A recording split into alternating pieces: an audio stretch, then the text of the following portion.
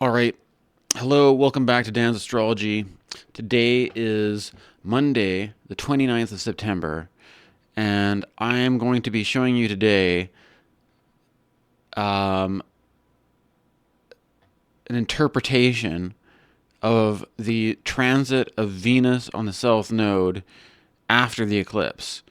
Right now, Venus is at 12 degrees Virgo, and you can see that Venus is approaching a conjunction with the South Node, which I have to admit, you'll just have to look at this 18-degree North Node in Pisces and imagine the South Node at the opposite of here, because I'm still the mystery of solar fire.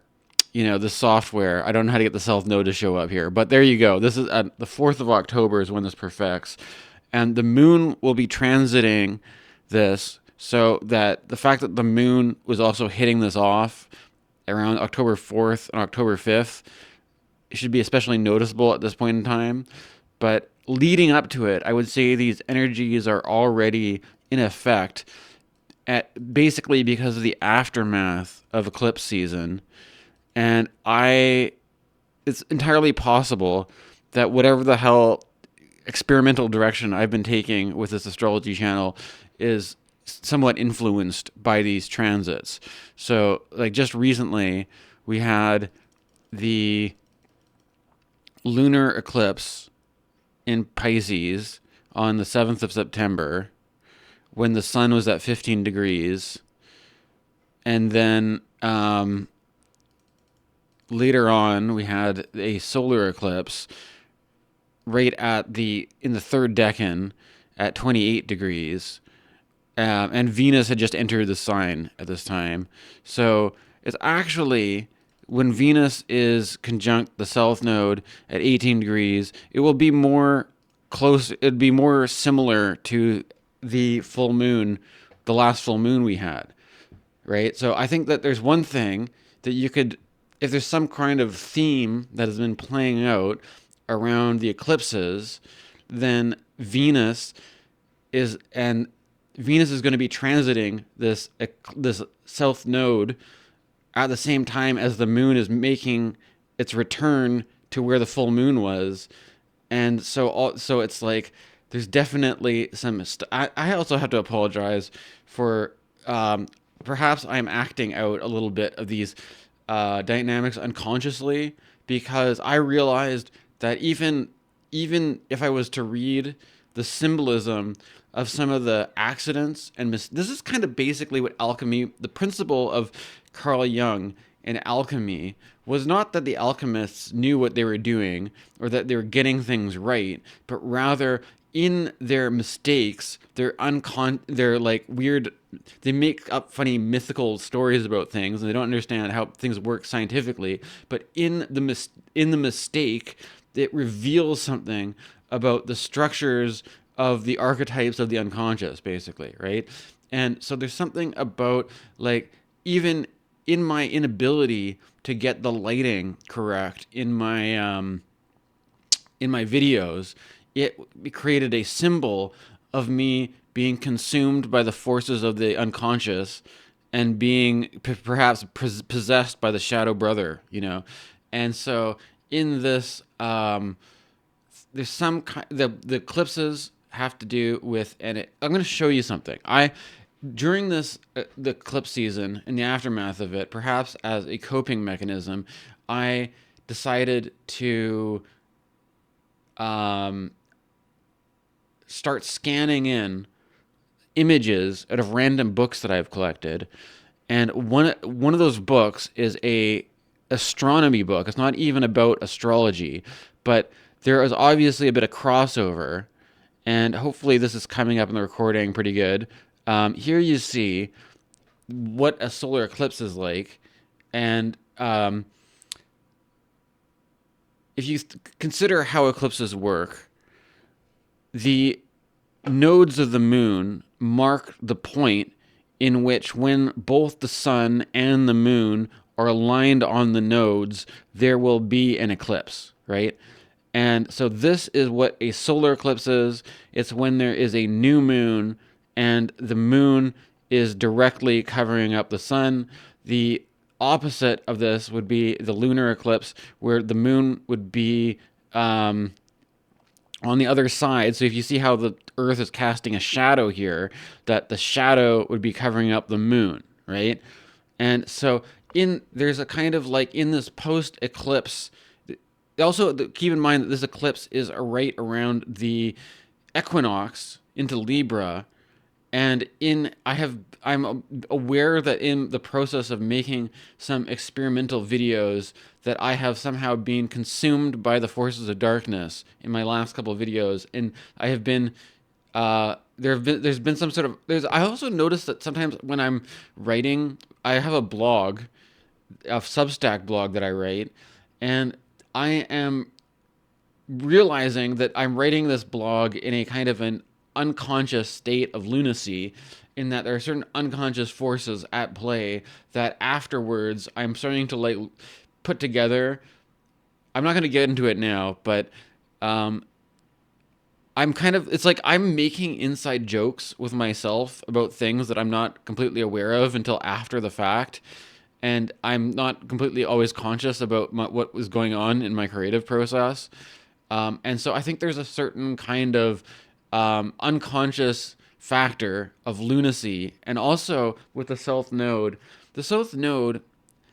um, has to do with in if you take I have to admit I'm not an evolutionary astrologer, and I'm not sure if I'm entirely on board with that way of interpreting things, but the evolutionary astrologers think that the south node and the north node has something to do with reincarnation, past lives.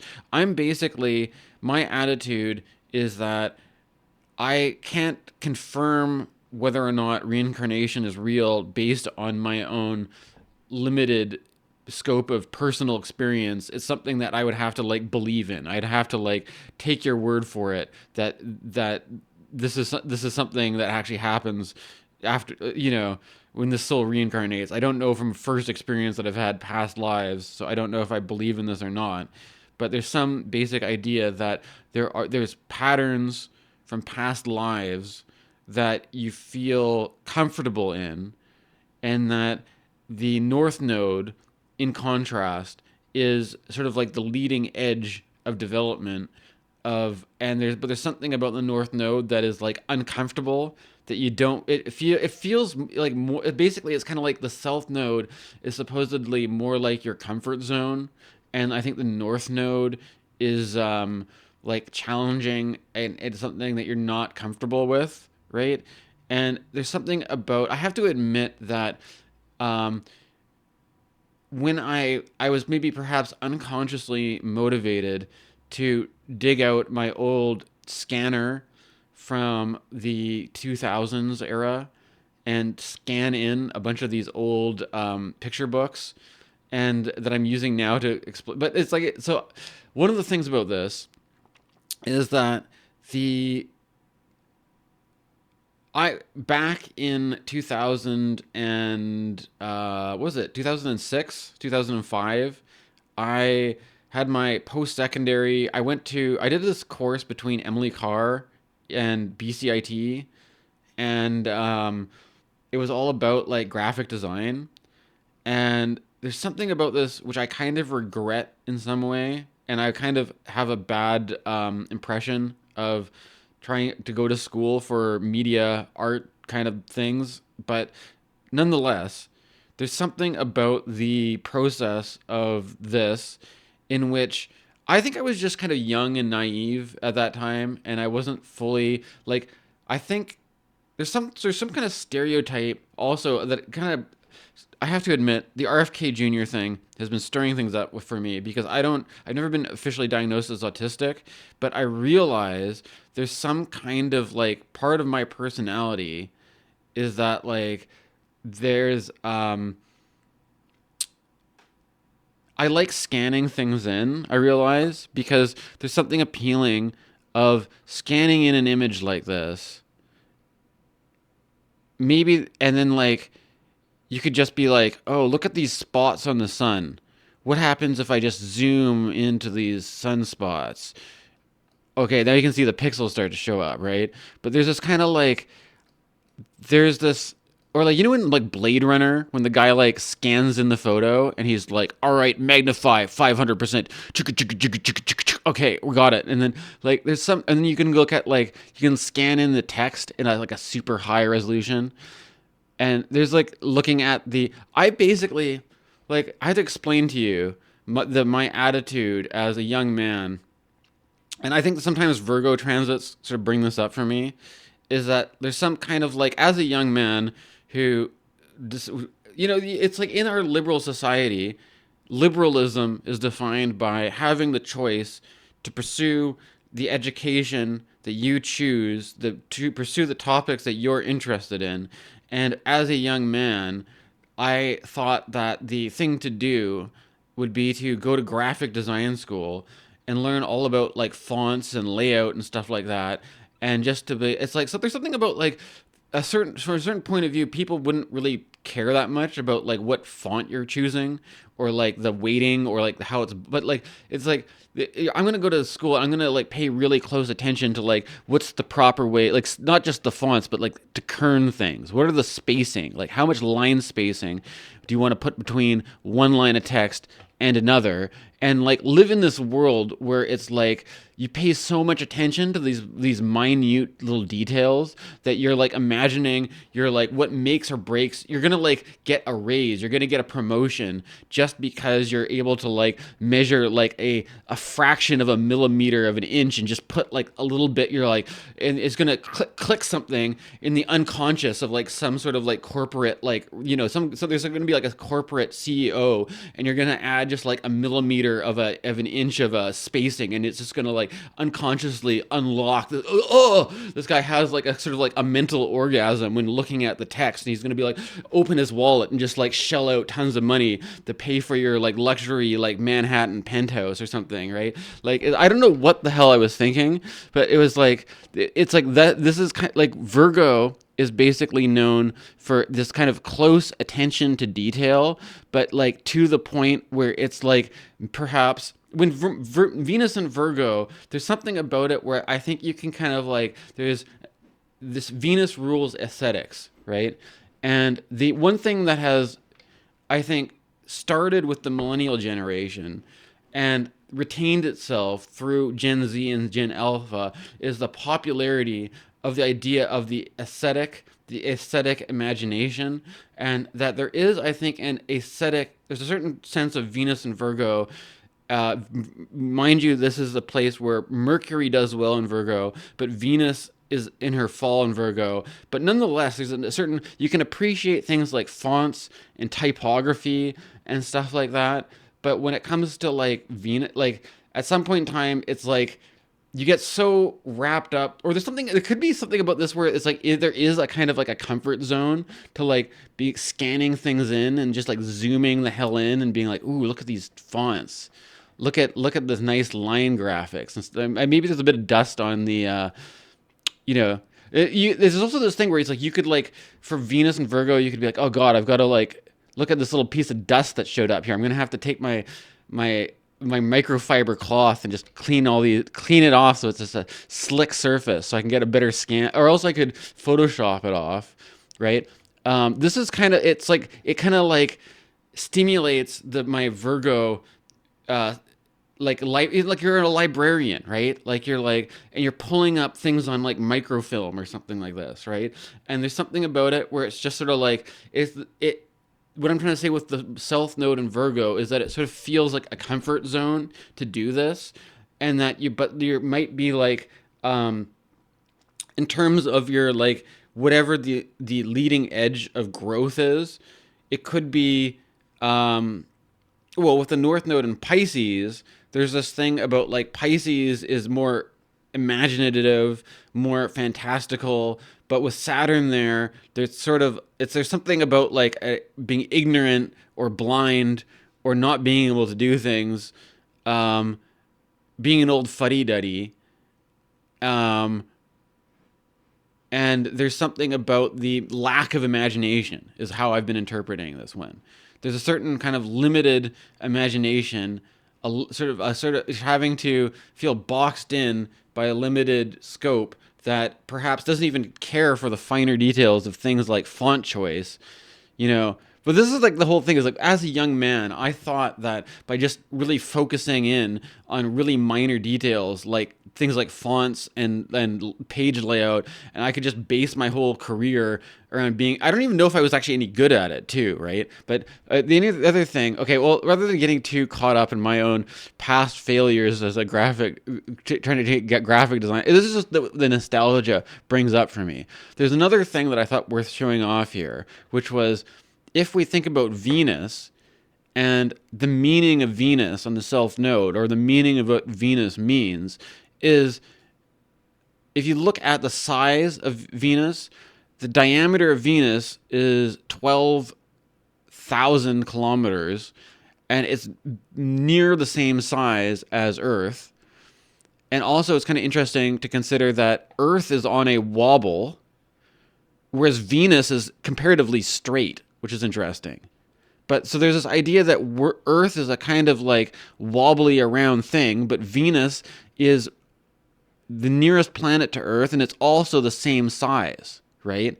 Now, I would argue that when it comes to astrology and understanding how astrology works, it could be that the fact that Venus is both closest planet in proximity and also very similar size could create this signification that Venus is a friend to the Earth. Venus is like the Earth's buddy, and while the Earth is kind of a strange, wiggly, wobbly place, Venus is on a straight axis. Venus is perhaps more simple. You know, doesn't have so much hustle and bustle of all these life forms and, politics and things going on. It's just it's similar to the Earth, but it has a liquid core, a rocky crust, but it's too hot for anything to live on. Because it's hot and it's warm, it's a source of heat, right? It's like having a little, like, it's not exactly the same as you, is a bit different, but it's a friend that provides warmth and companionship in the solar system. That's what Venus means. And so there's something about Venus on the South Node that tends to be like, well, it's comforting. It's comforting to just, this, by scanning in these old picture books and appreciating the fonts and the layout and the, just the aesthetics of it. It's nice. It's comforting. It's a comfort, and it reminds me of, things that I've done before that, if I were to do them again, I would have a certain degree of comfort with. Although there's a kind of an issue in that it may also be kind of like overly like, oh my, is this a piece of dust? Yeah, it's another. Okay, it's obviously not totally dust free. But look, there's all sorts of opportunities for little like information. Look, there we go. The distance from the sun of Venus. And to compare this, you can like make some comparisons to Mercury. Hold on. See, Mercury, on the other hand, is much smaller than Venus, with a diameter of 4 kilometers, 4.8 kilometers. Venus is almost 3 times the size of Mercury. Mercury is a little bit bigger than the Moon, a little bit smaller than Mars. Mars is about half the size of Venus, right? Most of these planets are actually smaller than Venus, smaller than the Earth. And there's this idea that Mercury, because it's smaller, perhaps it's some sort of idea that slips through your fingers. It's slippery. It's like, and it moves quicker than Venus. It's farther away. It's harder to get a grip on, right? Whereas Venus is something that's more at the Earth's level, right? As something the Earth is friendly with. Mercury could be perhaps more. It's like good. It's like running laps. It's running circles around Venus and Earth, right? Because it moves faster, right? It's more like the Moon, because the Moon and the Mercury are similar in size, and they also move faster in the sky, right? Now this kind of this kind of starts to get off topic the more I look at the other planets. But this is basically one way I've been coping with the aftermath of the eclipse and contemplating the way it's playing out for me. Um, and hopefully this is something that you can shed some light on. I was also thinking that, like the whole thing going on with the RFK Jr. controversy is that I don't consider myself, I don't identify with autism, but I think there's some kind of autistic like tendency that like you just like the aesthetics and you like there's this kind of like zooming in on stuff kind of attitude that's like you're just going to be like, oh well, there's so much chaos and drama and political crisis, but let's just zoom in. Let's just, and then you can like, oh, hold on, no, I thought, okay, well, whatever, you get it. Um, it's like the hyper focus of autism is that you can like create a peaceful sanctuary, a peaceful bubble for yourself where you can just find what you like to do and just hyper focus and zoom in on it and then blot out all the drama of the world, but it's a kind of escapism, right? And I think this is another self-node thing, is that it can feel a bit, you're escaping into the nostalgia of the past by just listen. Like another thing I'm doing right now is I'm going through my 2008 hard drive of MP3s and just like look at all this music that's just stranded on this hard drive that maybe if I remembered it I could look it up on the algorithm on the YouTube, but the algorithm isn't going to show it to me, and maybe there's a lot of stuff that wouldn't be on Spotify, wouldn't be on Apple Music, right? And that I can just create a little like bubble of nostalgia and retreat, but this is a it's staying in your comfort zone. It's not the leading edge of development, but then the leading edge of development right now, if that's the North Node in Pisces, you're gonna have to deal with Saturn and Neptune, right? Neptune is retrograde. There's the Saturn can feel a little bit like the heavy burden of the past, right? The heavy burden of you know, the sense that I have to carry this thing that I have the problem with graphic design art too is that nowadays in the age of AI, everybody's just like making their own logos on AI, and a lot of them are terrible, right? The fact that a lot of this process has been made easier and has, to this extent that to be a graphic designer is a kind of a superfluous thing. Anybody can just sort of like whip together their own stuff. I don't even know if I do a very good job at trying to do graphic design, to be honest. But what the problem is that you go to school and then you like spend a lot of time and energy focusing on details of things which apparently nobody gives a shit about, but then you have to spend the rest of your life every time you look at somebody's dumb logo you're like, oh my god, they think they can do it themselves rather than. And you know what's also even frustrating about this? Did you know that, like, I mean, everybody knows this, that Nike, like the logo, they only paid their graphic designer like $100 or something, and now they've made countless fortunes off of like the one thing that makes their product different than other products is the fact they have this logo that they didn't they gypped the person, they ripped them off, and they only paid them like a couple $100 or something, and it's like this it's there's a certain kind of cynicism to, like, what's the point in learning how to do things the right way or the good way anyways if you're just gonna if the corporate overlords are just gonna rip you off and take advantage of your talent, right?